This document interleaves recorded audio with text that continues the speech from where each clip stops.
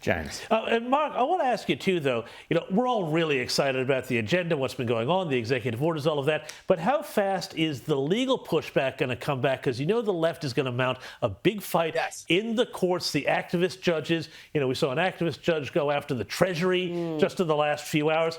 What's going to happen there, and how stoppable is that? And just very quickly also, can Americans, and by extension the world, get back their incandescent light bulbs? Because I am sick of these horrible LED things that make everybody look like they're dead, and I want my incandescent lights back.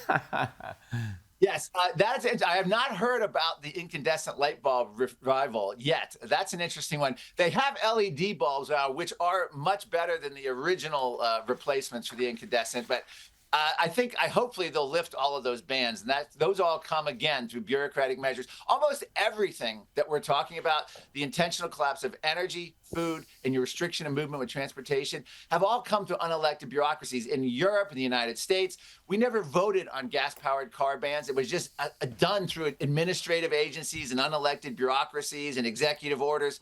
So you asked about the pushback. What I am witnessing now is unprecedented. The entire liberal woke establishment has laid flat right now. Donald Trump is literally steamrolling them. It can't last. I tell Donald Trump, especially Elon Musk with the budget cuts, they have maybe a month or 2 months before they start rising from the ashes, and they're going to push back. And that's the first place they're going to do is more and more of these court cases, more lawsuits.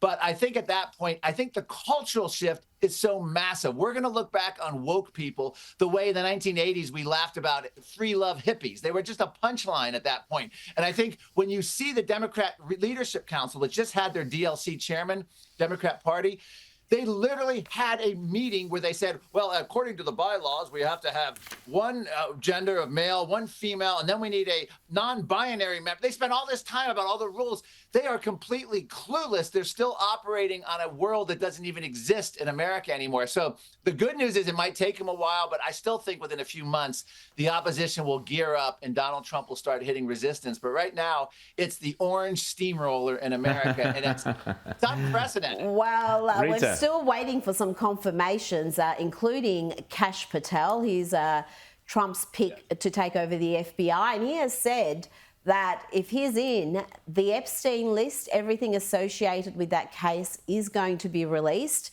Tell me, how nervous are some, billionaires and elites in the US and elsewhere? Hello. I missed that question. You said about Kash Patel.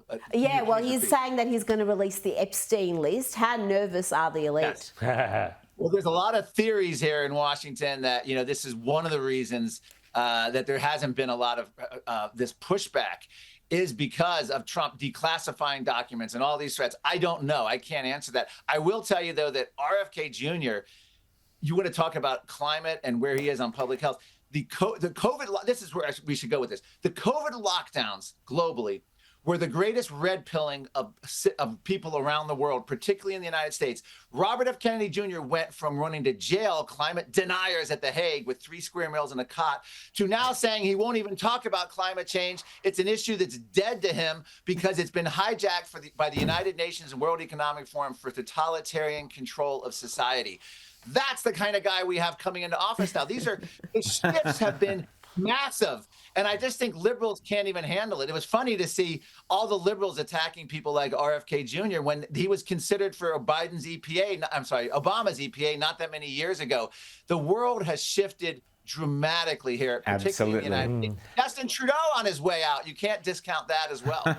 And Marc Morano, of course, Time magazine refusing to acknowledge this new reality, and they're telling us that how climate change is affecting the NFL football. I mean, some people are taking a long time to learn. Marc Morano, author there of The Climate Hoax and the movies there.